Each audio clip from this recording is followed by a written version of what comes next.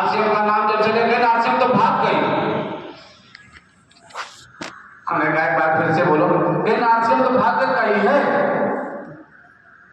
हमने कहा तब भगी थी तो धीरे धीरे भगेगी, अब हो हल्ला भाग नहीं कर रही है। जो जहां पाना भाग लगाया है, कुछ दिन के बाद आप ढूंढने भी जाओगे तो मार्केट में जो ये गोलगप्पा बेच रहा है ना, वो भी कहेगा आरसीएम से हमारे तेल हेल्थगार्ड से बना हुआ गोलगप्पा है, आइए खाइए। और बाबूजी जय आरसीएम, जय आरसीएम, जय आरसीएम।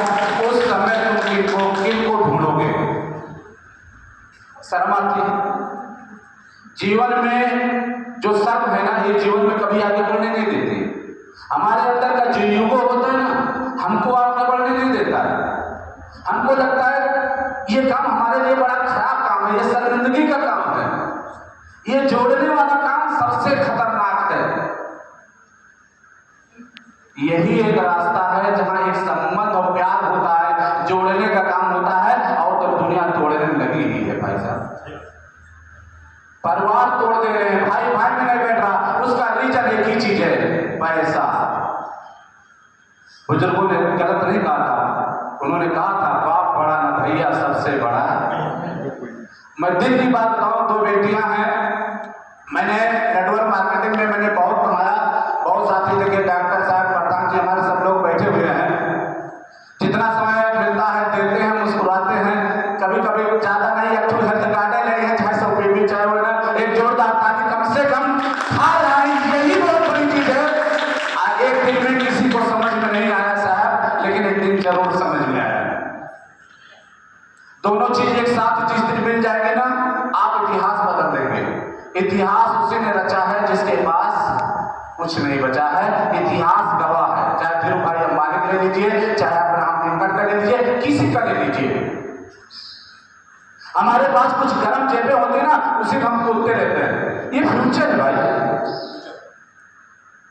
आप पैसा कहीं से भी कमाते थे, तब भी कपड़ा कहीं से खरीदते थे नहीं खरीदते थे। हम कहां कह रहे हैं तुम ना कमाओ, खाली हम खरीदने के लिए चिन्हित कर रहे हैं कि जो दुकान पे हम खरीदते थे, उस दुकान पे 2-4 लोग ले जाकर के खरीदवाते थे मद्रास में, वही काम हम यहाँ करते। वहां तो कुछ नहीं आता था, यहाँ से लाखों रुपए आने वाले समय में आपके पास आएगा, ये मेरी गारंटी है। और थोड़ा सा मैन्युफैक्चरिंग चेंज करने की जरूरत है, हमारी सोच को बदलने की जरूरत है। आप कपड़ा पहने हैं मार्केट का, आपको क्या मिला? कुछ मिला? कपड़ा आप भी पहने, कपड़े आप भी पहने। दाल आप भी खा रहे हो, दाल हम भी खा रहे हैं। नमक आप भी डाल दो, नमक हम भी डाल रहे हैं। जूते मोजे आप पहन लो, जूते मोजे हम भी पहन रहे हैं। तुम्हारे पहनने से वहां से हमारे दादा परदादा के जमाने में वो सिस्टम नहीं था।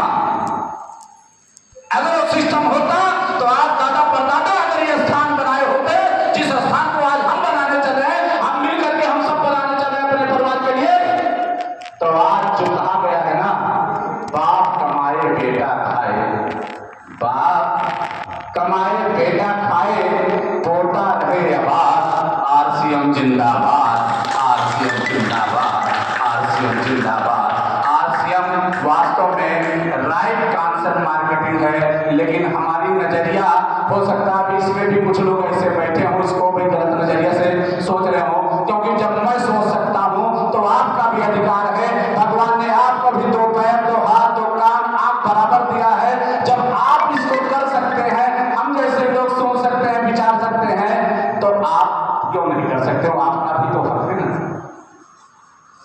और यकीन करिए, ज्वाइन करने के बाद में भी 2-4-10 लोगों को लगाने के बाद में भी आरसीएम हमारे समझ में नहीं आ रहा था। शुगर इतना ज्यादा था, शरीर में इतना दर्द रहता था, मैं कमरे में बंद कर करके पड़े रहता था। किसी का फोन उठाना मैंने बंद कर दिया था। मैं अपने आप को एकदम शांत, बात कुछ नहीं, जीवन में कुछ नहीं है, ये है वो है, हम दूसरी माया में चले गए थे। कुछ ऐसी घटनाएं घटी थी, लेकिन एक दिन, एक बहुत बड़ा दिन, उसके लिए मैं कहूंगा जिस दिन मैं जागा हूं, हो सकता है आज कुछ लोग जाग जाएं। बात ही तुलसीदास को लगी थी, हो सकता है कुछ बातें यहाँ किसी की लग सकती है, आपको, आपके जीवन को बदल सकती है। अंगुलीमाल को भी बात ही लगी थी, जिसको बात लगी है उसने इतिहास रचा है। आज हो सकता है वो कुछ बातें आपको भी लग जाएं।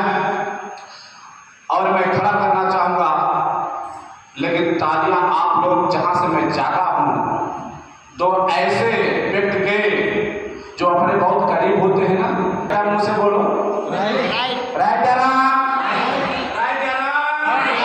अकेला वहां तक चिल्ला सकता हूं, पूरे को दरवाजा काट दिया शीशा। ये ताकत होनी चाहिए। पैसा दे रहे हैं, दोबारा फिर करवाएंगे। तो हमारे कहने मतलब हर इंसान सब कुछ कर सकता है।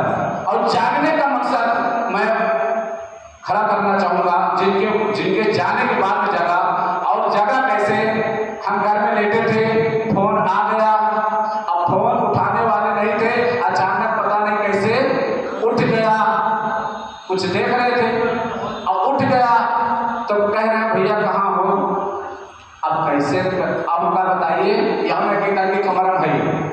तो कहीं आपके घर के सामने हम खड़े थे, सोचे कि मुलाकात हो जाती। अब कहा कई दिन नहीं आई, सामने वाले कहा नहीं घर है, तो गाड़ी खड़ी है। हमने कहा आइए भैया। तो वो दो साथी थे जो जगाने वाले थे, समझ लीजिए वो हमारा उठने का सबसे बड़ा समय है।